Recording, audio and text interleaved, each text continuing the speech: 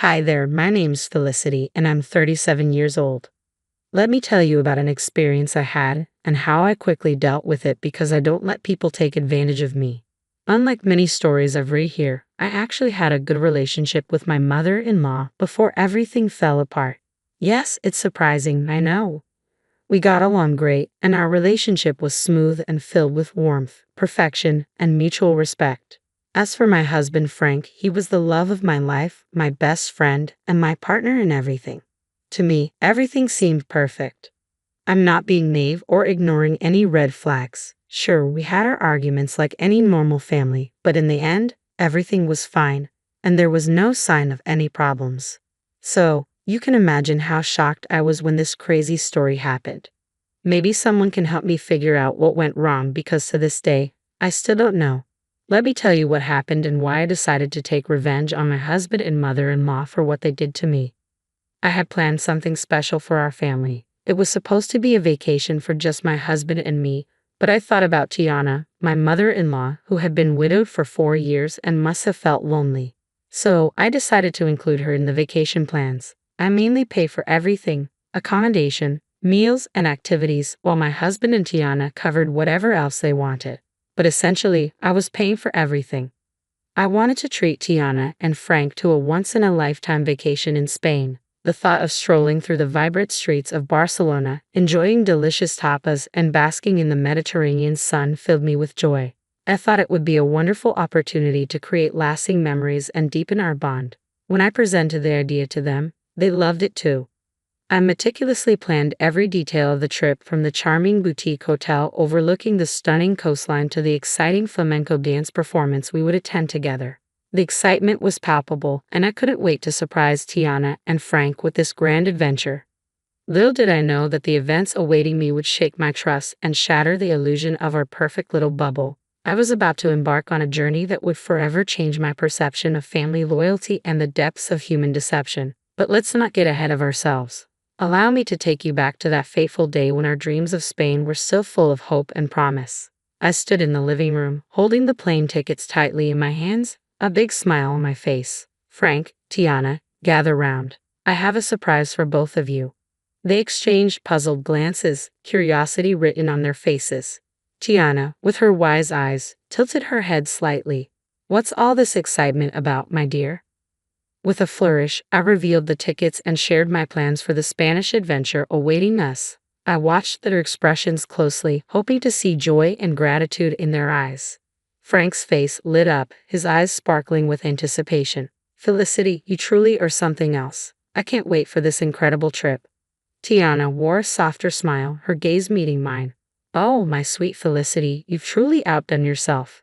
This is a gift beyond measure. I'm deeply touched. At that moment, my heart swelled with pride and contentment. Their reactions validated the love and effort I had poured into this surprise. I thought this vacation would be the glue that bound us even tighter, creating unforgettable memories and strengthening the bonds that already seemed unbreakable. But as you might have suspected, this story takes a dark turn. Beneath the surface of our seemingly perfect relationship, a web of deceit and betrayal was waiting to catch us. When the truth came out, it tested the limits of forgiveness and family bonds. We boarded the plane for our 2-week adventure with high hopes.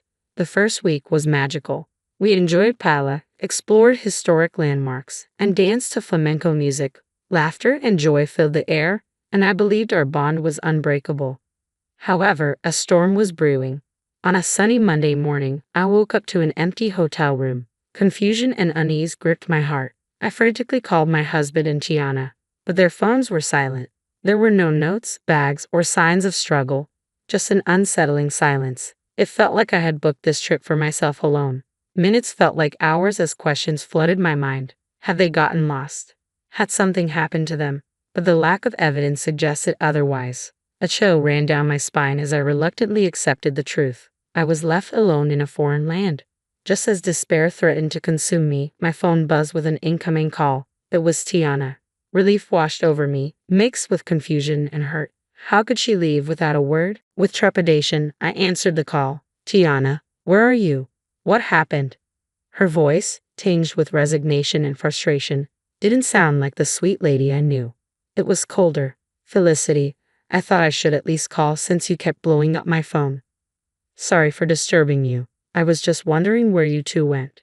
Your bags aren't here. I was concerned something bad happened. Her next words, said with chilling indifference, shook me to the core. We left you. But why? What happened? I'm sorry, but I couldn't bear to spend another week in your company, so I had to leave. What are you talking about? Did I do something wrong? Yes, I mean, how could you be so dense? Dense? Excuse me. You sprung this trip on me, practically forcing me to go with you. I just couldn't remain disingenuous any longer. Let me be clear, Felicity. I'd enjoy your company. Sure, we can spend a couple of hours together at family events, but 2 weeks. I tried to be civil and endure it, but I could only manage 1 week before I lost my mind. I'm sorry, but Frank and I are heading to the airport. We can't be around you any longer. Shock reverberated through me. The revelation struck like lightning, unraveling the trust I had so naively built. How could our bond crumble under unspoken grievances? Questions overwhelmed me. What had I done wrong? What did I do to deserve such harshness? Was there no chance for reconciliation? With confusion and heart ache, I asked, I didn't know you felt this way, Tiana. And you had no reason to. I always made it seem like things were fine between us. Then why not tell me? Why not sit down and discuss any problems? I can't put my finger on it. You just irk me. That's childish. You can't stand me just because I irk you. Grow up, Tiana. I thought I offended you, but I didn't do anything wrong, did I? Not necessarily, but it doesn't matter. What matters is how I feel about you, and I find you annoying. Then why agree to come on this trip? It was a free trip to Spain. No one would turn that down. But as the days went by, I grew tired of your antics. What antics, Tiana? What did I do that was so bad you had to leave me alone in a foreign country? She had no answers, and my impatience grew. I was shocked, hurt, confused, and angry. But most of all, I was sad. I needed to know what my husband, Frank, had to say about all this. Let me speak to Frank. Casually, Tiana passed the phone to Frank, who had likely been listening the whole time. He sounded just as indifferent and cold as his mother. Hello, really, Frank? You decided to leave me too. I didn't leave you because I don't like you. I left because my mom needed me to take her home. So you knew about all of this? Well, yes. How long have you known about your mother's apparent hatred toward me? For some time now. I was hoping this trip would bring her closer to you, but I was wrong. Okay, but what I'm failing to understand is why none of you approached me about this. We're all adults, aren't we? If there's an issue, we solve it. It's not like we haven't had arguments in the past. We sat down and solved them. What's different this time? Frank, like his mother moments ago, failed to answer. The only thing I can conclude is that your mother hates me for a silly reason she knows isn't valid. Maybe she's jealous or something. Maybe I have something she can't have, and she knows she can't speak up about it without sounding foolish, so she's beating around the bush. Am I right? Their resounding silence confirmed my suspicion. I'm honestly shocked. I didn't know you two felt this way about me. I hope you have a safe flight home. I cut the call, pacing around the hotel room, still trying to wrap my head around what exactly the issue was. I stopped wondering what I did to deserve this treatment. 47 years on this planet had taught me that sometimes people hate you for seemingly no good reason. They're jealous or bitter because they see you at peace with yourself, and that enrages them because they struggle with their self-worth. I'm sure I'm not the only one who's experienced this, but the last people I expected this behavior from were my own family. After sobbing for some time, I had an epiphany. Let me take you back to that fateful moment when I decided to take control of my destiny and seek revenge against these two who had wronged me for no good reason. It was a pivotal moment that would forever change the course of my life. As I wiped away my tears, a newfound determination welled up within me. I refused to waste any more emotions on their pathetic actions. No, it was time to show them they couldn't trample over my heart and get away with it. With trembling fingers, I dialed the number of my childhood friend, Arlo. We had been through thick and thin together, and I knew I could trust him with my darkest secrets. After pouring out my heart to him and explaining the painful betrayal I had experienced in Spain, I cautiously asked if he could assist me in my quest for justice. Arlo, always the loyal and mischievous friend, listened intently, his voice filled with a mix of concern and excitement, reassuring me that he had my back. Felicity, my dear friend, you're a force to be reckoned with, and you know you can count on me for anything. So what are you planning to do? Well, Arlo, you know how your construction company always has excess sawdust. Yes, it can be quite a hassle to get rid of sometimes. Well, I think I finally have the perfect use for it. His curiosity was piqued, and my plan tumbled out like a carefully crafted script, describing how we would orchestrate the ultimate act of retaliation. My plan involved delivering bags of sawdust to Tiana's house, infiltrating every corner and crevice, and leaving an indelible mark of chaos and betrayal. Arlo couldn't help but smile at the brilliance of my idea. It was a subtle yet impactful way to remind Tiana of the stress she had unleashed upon my life. Armed with Arlo's expertise and my newfound determination, we set our plan into motion. But how will we get inside the house before they arrive back home? You need to get the spare key hidden under the potted plant on the patio. Then you'll be in. Wow, you thought of everything, huh? I'm not one to be played with. I think I'm reasonable, but if they want to act childish, I'll go even lower. Atta girl. As the hours ticked by, anticipation swirled within me. Arlo assured me the mission was complete, and soon I would witness the fallout of our carefully orchestrated chaos. Then, like a sweet melody in my ear, my phone chimed with a message from Arlo. I eagerly opened the pictures he had sent, and there it was, a sight to behold. Tiana's once pristine home now resembled a post-apocalyptic wasteland, drowned in a sea of sawdust. Every nook and cranny had been touched by our mischievous hands.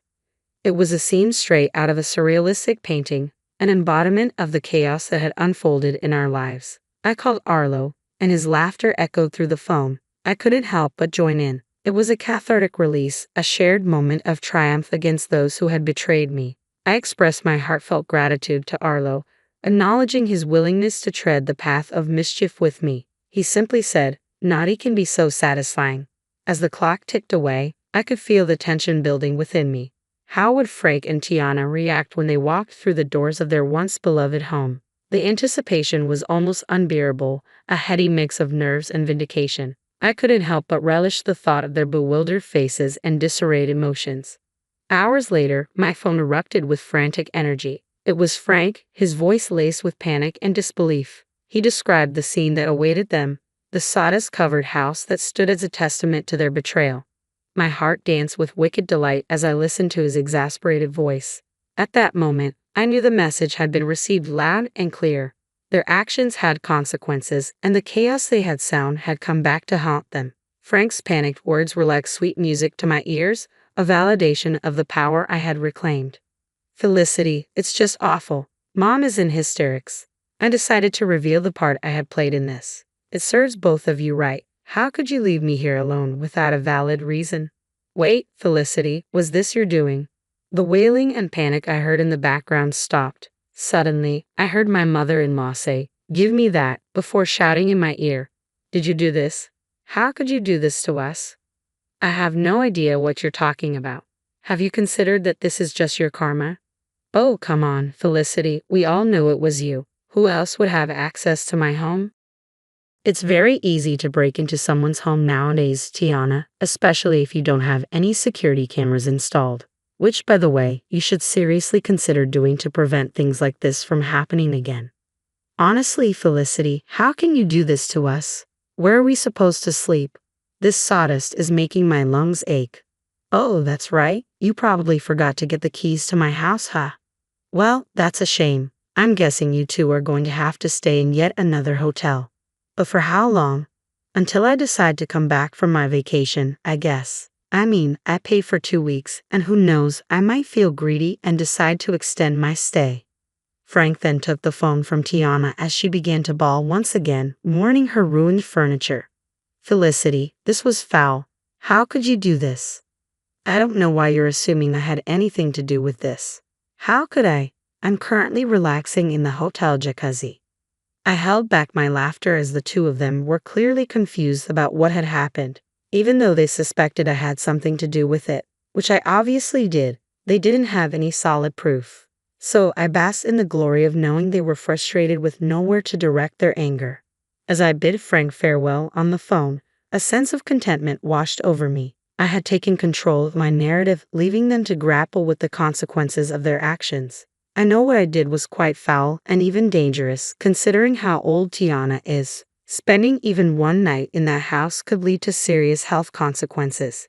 but I knew they wouldn't dare dream of staying there. It was too savage to be habitable. They just had to rely on staying in a hotel a little longer. Because I didn't want my money to go to waste, I stayed that extra week in Spain, enjoying the culture as I intended. Meanwhile, my husband and mother-in-law were undoubtedly worried, trying to find a cleaning company to take on such a daunting task. I didn't know how long it would take to get the house professionally cleaned, but I knew that in the meantime, my mother-in-law would have to stay with us in my home, and I knew she would just be irritated the whole time since she apparently couldn't stand my company. This should serve as a reminder to all of you. Some people need to learn the hard way. If you can dish out your own justice, then by all means go ahead and do it. Really give people something to be mad about.